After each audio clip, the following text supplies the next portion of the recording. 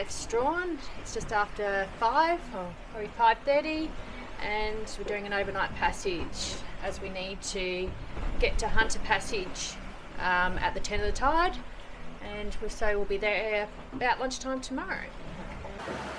Chris has made himself comfy for the first shift, assuming for the bed position. We're doing 2-hour shifts? No, that's all right. Sure. Nah, 3-hour shifts? No, I'll do a 2-hour. 3-hour shifts? I'll do a 2-hour, and then I get a 12-hour. Yes, see? Jesus, You've got it worked out.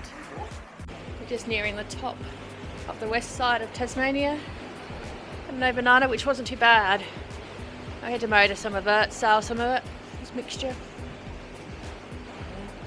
At least we didn't have any massive rolling swells.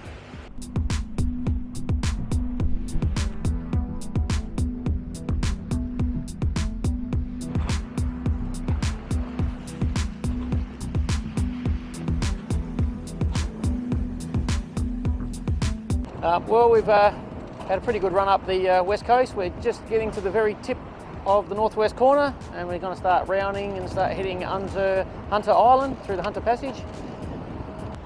So we've made pretty good time up from Strawn. We had it behind us, then it dropped out, we've motored, now it's a bit on the nose. So yeah, she's going to swing and go westerly tomorrow and get quite strong before a big front comes in. So we've got to get back into the Tamar by the next night, so 2 nights time.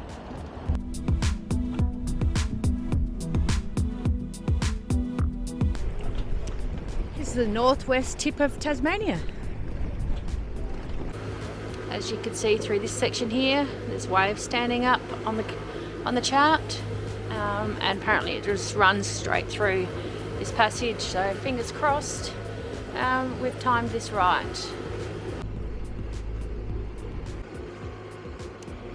Through this section here, we've had the tide come down at us while we're trying to head up north, and we've had it about 2 knots current against us. We're just around at this point up here, and it looks like we've finally got current assisting us this time now, so the tide hopefully has turned. We aim to get up here at 1:30, which is low tide, and fingers crossed we've got it right, but it looks like it. As you can see from our speed over ground and boat speed, it's looking good. What's our wind speed and our current? We've got a true wind of 16. At the moment we've got about 4 knots. With us. Going with us. So the wind's coming towards us, and the tide's got the current's going with us. Yeah, it's all going the same way at the moment. Here it is, it's starting to swell right about here. We're doing 11 knots. Easy 3 at the moment. We had 4 knots in. We were doing 10.8. This is why we left and sailed overnight, to get up here by 1:30 to make sure we got this section done right. This is the turn of the tide. I know. It's not even the real flow. So can you imagine if it was flowing? Oh, I just missed it. We were doing 11.5 knots in.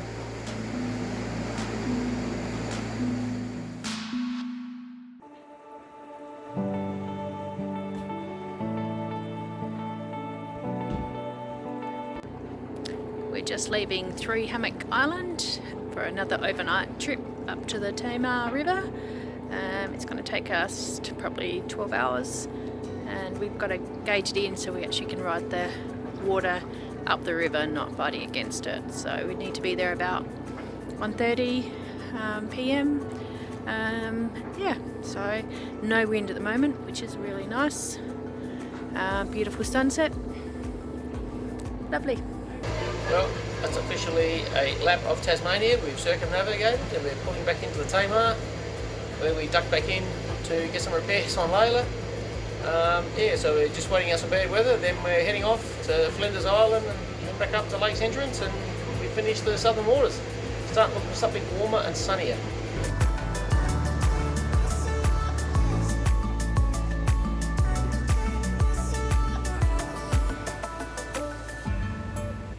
Yeah, a few whirlpools through here. You can see how much the boat's struggling to keep autopilot course. This one's going to get us. Here we go, we're going sideways. Oh, ho, ho. How was that one? That was huge.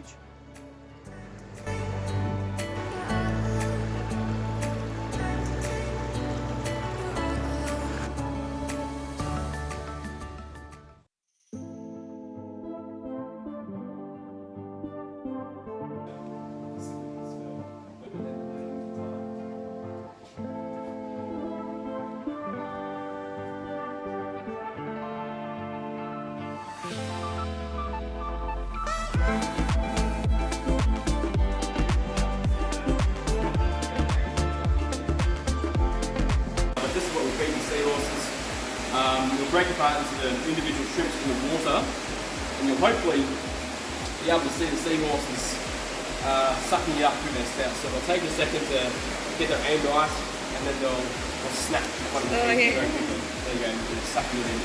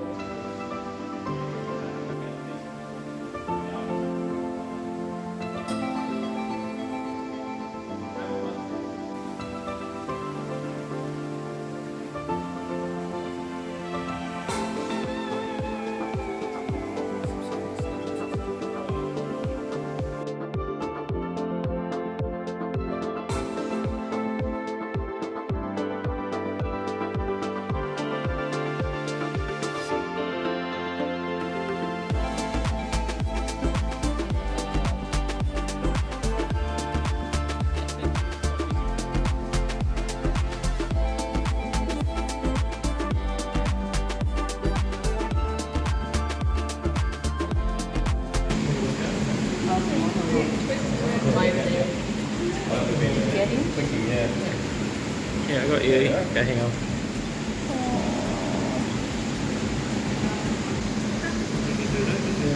Oh, that jumped off quick. Gee, that wouldn't have chopping fingers off.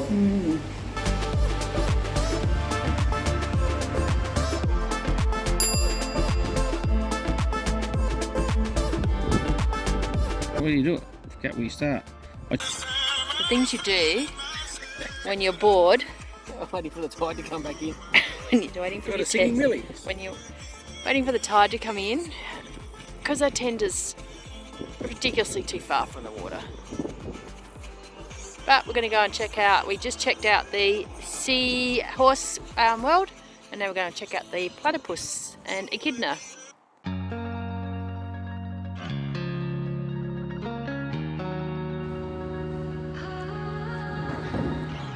They do not have pouches.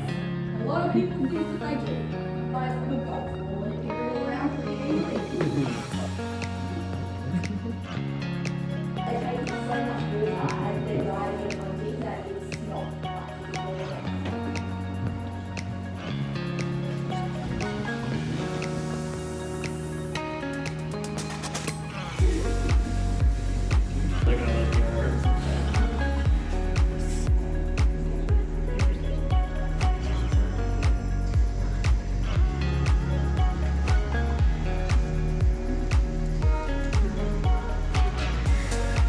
Smell or hear underwater, they hunt solely using electrical receptors in their bills. It is very similar to a metal detector for food. She knows the room. When a bunch of people walk into the room, it's food time. Same thing for the big boy down there who'll toggle over in a sec. The effort to get to the food, so come on, Tommy. Thomas. Got so few of the big quills. You're gonna go that way. Eddie, you're gonna go that way. You're Edwina, so you just stay here. Oh yes, made a bit of a mess. That's alright. Eddie will eat a huntsman spider the size of my hand. So echidnas will eat any bug, grub or arachnid that they come across. They're not limited size-wise as to what they eat. They are insectivores and they will eat any insect So that they they come across. can open their mouth? No, they can't. Nope. Say, what do echidnas eat? Most of them would say ants and termites. Yeah. Just like these bowls, it's a filler food because they're in an abundance and they're everywhere. They will, to show you all how disgusting his tongue is.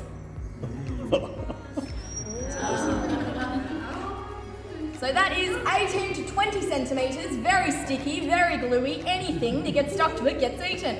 They do end up eating a fair amount of dirt, but as I said, they will try to stick to the bugs and grubs.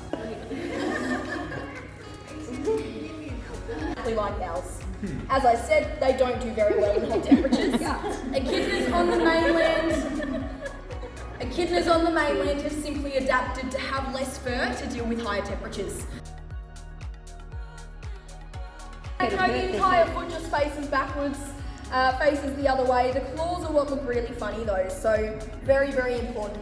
Echidnas having things in between their spines is like us having something in between our teeth or our toes.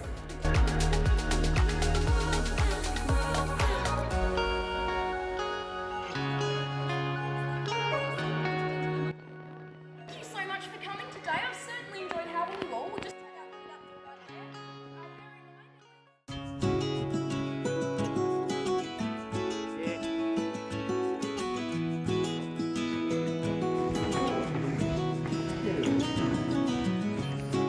Yeah, I'm coming down for tea. Not quite the same as in our boat, this one. This is, take a seat, quite cute. I'd be sick as in here. There's no windows. There's... You'd be set right off. I would be. Oh, she's cosy. Yeah, I think the saloon area in the Seawind's a little bit bigger. Very romantic down here. It's very what? Romantic down here. So how many on board were there? Well, Bass Flinders, there was 10 of them on the original.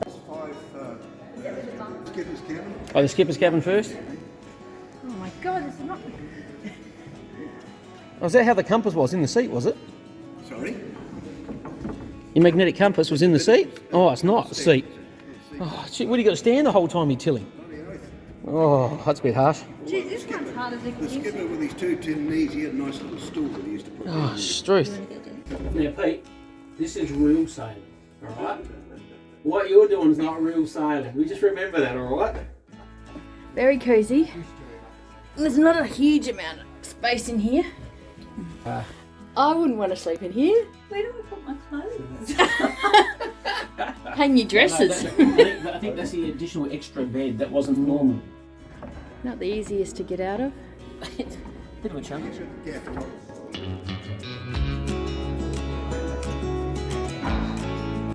I don't think we've ever shopped with our boats just here. This is gold. It's back in Australia.